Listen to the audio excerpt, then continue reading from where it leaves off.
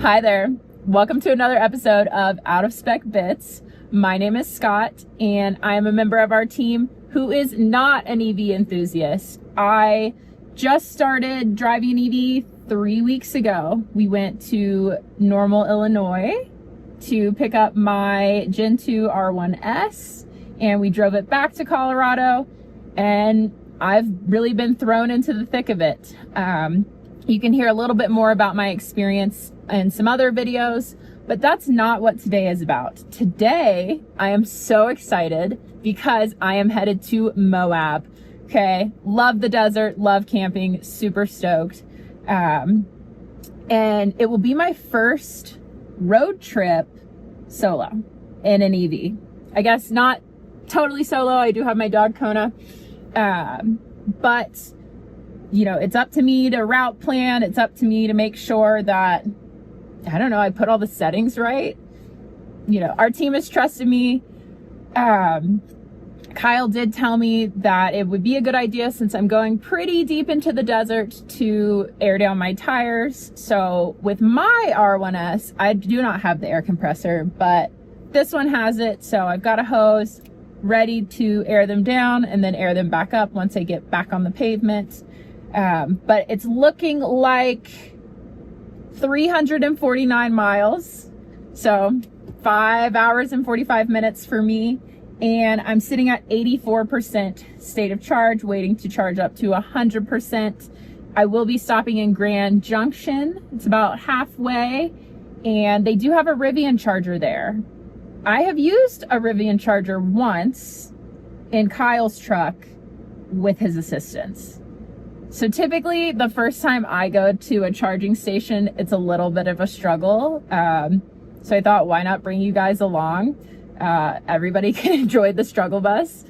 But yeah, we're headed to Moab and I'm gonna vlog it.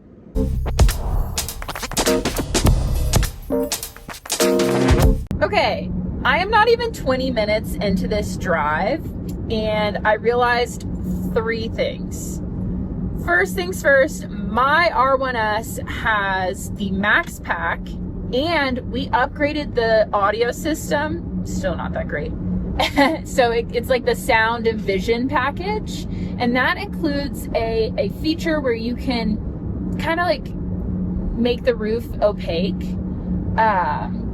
And I did not realize how much I enjoyed that feature until I'm sitting in this one. It is so hot.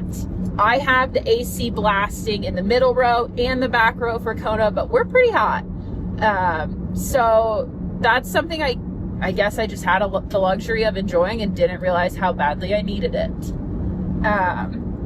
Now, I talked about the battery pack. I do not know what battery pack is in this particular R1S, but what I do know is I charged it up to 100%, and it said that I had 376 miles.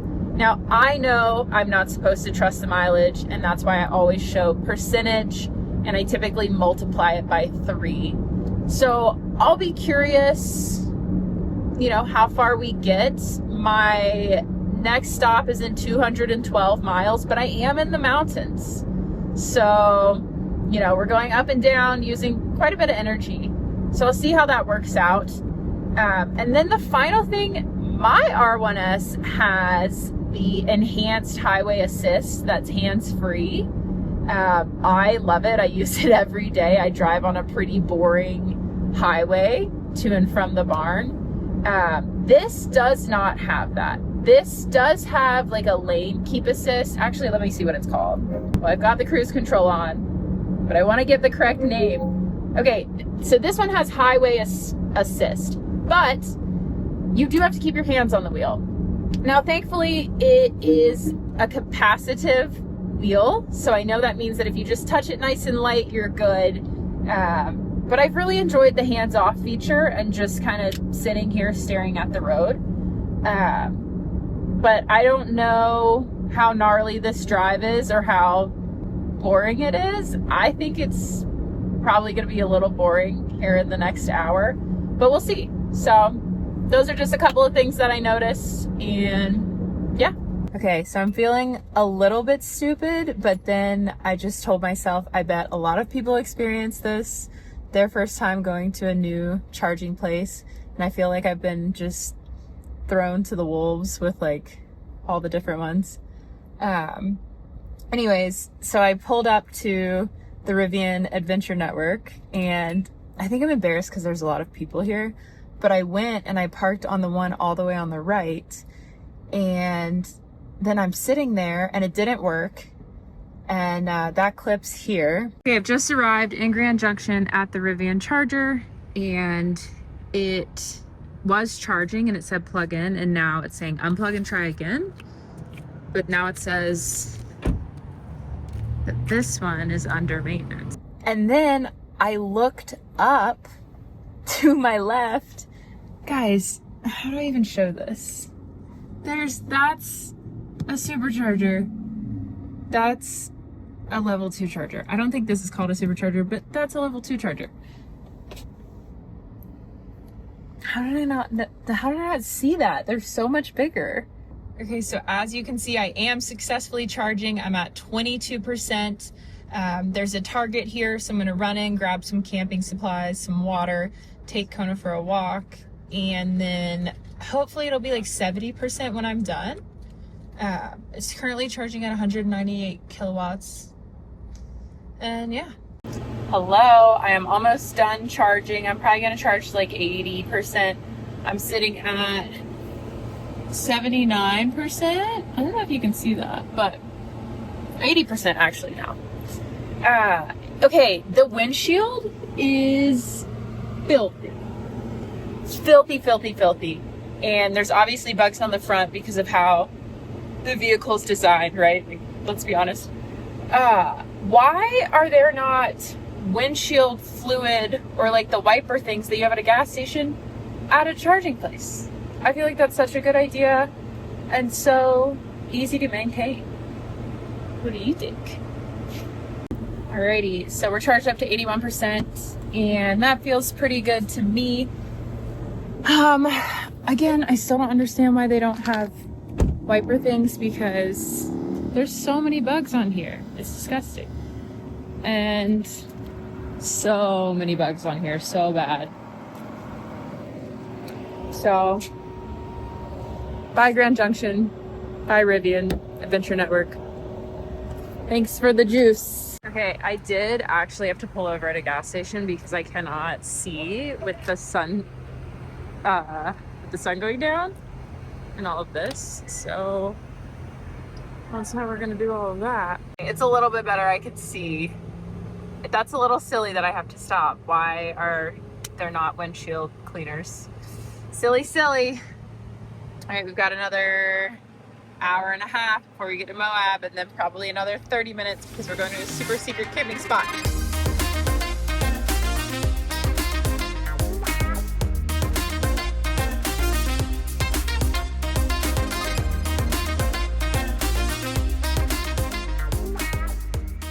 Okay, I've arrived. I arrived at 35% charge. I have 3 more miles, but it is a little sketchy. So I'm going to put it in all-terrain mode. Yes, I want to go off-road.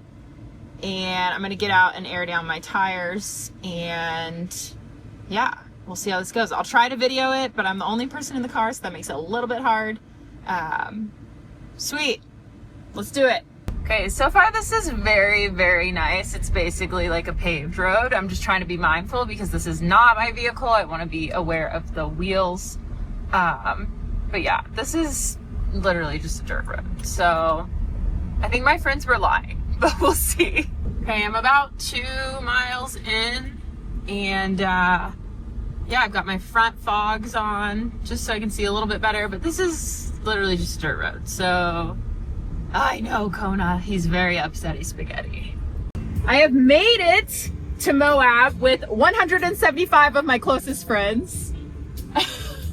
And it wasn't bad, it was literally just a dirt road. My Mazda could have made it. It would have been totally fine. Now, I'm gonna do my favorite thing. I'm gonna put it into camp mode. Well, if it'll let me. There we go. and gonna select camping. Now we're on a little bit of an incline here, but we don't have to worry about that because we are going to level it. And it could take a couple minutes. The last time I did this, it took me about 2 minutes. So we'll see. Good morning, guys. You are joining me on my third day in beautiful Moab. We have had the best time here. I just have some really good friends. We bonded. It was great. As you can see, this car has definitely been in the desert for a couple days. Thankfully, it was not treacherous to get here. There were some rocks, but it really wasn't that bad. I'm going to show you guys a little bit of what I've been doing. But first, the easiest thing for me to point out would be that it is currently leveled right now. I love this feature. I didn't have to find a flat parking spot. I really didn't have to worry about it at all. It's lifted up here. It's lowered down here. I slept 3 very, very peaceful nights. It was lovely. Now, I'm going to show you what we've got going on, other than all the dust that's in here. So right now I have camp courtesy on. That keeps the fans quieter and it keeps all the lights off. And then I've also got the displays off because who wants to sleep with a display shining in your face? What I've noticed is the displays and the door lights typically shine off the roof here and it's like right in your face. But to turn it off, I'm just going to depress my brake pedal. Then I'm going to come here. You can see that the displays are on, my outlets are off. I'm just going to throw the camp courtesy off. And then in a minute when I start the car, I will reset the ride height. It takes about 2 to 3 minutes for me. I had to do it twice this trip because we did take this yesterday to go to the lake. But yeah, we did fit 7 people and 2 dogs. That was pretty cool. Anyways, right here I've got my camping setup. I love sleeping in this thing. So does Kona. Right now I've just got a pretty thick mattress pad, a sheet, 2 sleeping bags, and a fuzzy blanket because you want to have the comfort of home. Got some pillows up there. What I really like, and this is something Kyle showed me, is this right here. Instead of it being flat, you can just angle it. Oop. So your feet and your ankles aren't sliding off. Also, Kona fits perfectly right here, which I love. I kept the climate control on 2 of the nights. One night it was pretty chilly, so I just opened up the windows a little bit. And that was really nice. Didn't get too hot, didn't get humid, and I loved that. So, if you're wondering where all of my stuff might be, I have utilized the frunk quite a bit. Here you can really see how much higher it is.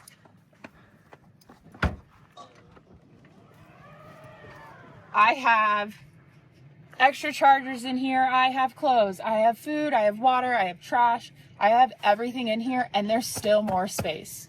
So I loved having access to this, that I didn't have to put everything under those back seats. That was really, really awesome. Yeah, I'd say my only big complaint would be the way this car is designed. It gets bugs all here, which that's not a big deal, but when they're on the window, I can't see, and the wipers don't work that well. So a little bit of an improvement, I think. But overall, great second camping experience in the R1S. This is a Gen 1. Maybe I'll make a video in mine showing a couple of the features that I like a little bit more. Hello, Moab. Wow. This place is so peaceful.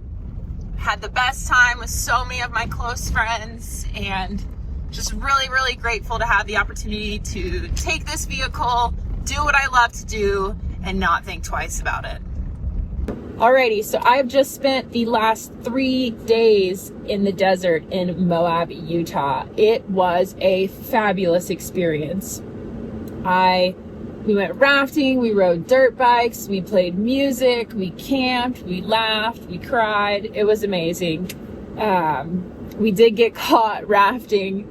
There were 6 of us in the boat, and we got caught for 5.5 hours going 11 miles against the wind. So that almost broke us and almost broke up some friendships, but we made it through. Everybody kumbaya'd it, and we got out of there. I'm ready to get home and take a shower. This Rivian is filthy. It is so dusty in the desert. Even with everything closed most of the time, it is just so hard to keep anything clean there. But I've got to clean it up. Maybe I'll make a video on that. We'll see. And yeah, I've got Kona back here. He is just exhausted. I ended up leaving the bed so he can just stretch out because I'm going to clean it all anyways. Final thoughts for my first big camping trip. I'm very excited to get like a tent and get a better setup. I feel like I'm roughing it, but even roughing it is such a luxury. You know, I have other friends who are sleeping in 4Runners and little sedans, and you know, they don't have the camp options, and I just really appreciated that. The self-leveling, A+. I saw tons of friends driving up on wood pieces, and I certainly did not have to do that. The trails were not bad. I was really expecting them to be pretty gnarly because that's what my friend said, but they were wrong. So maybe we'll get some more videos of that next time. We will see. Anyways, catch me on the next one.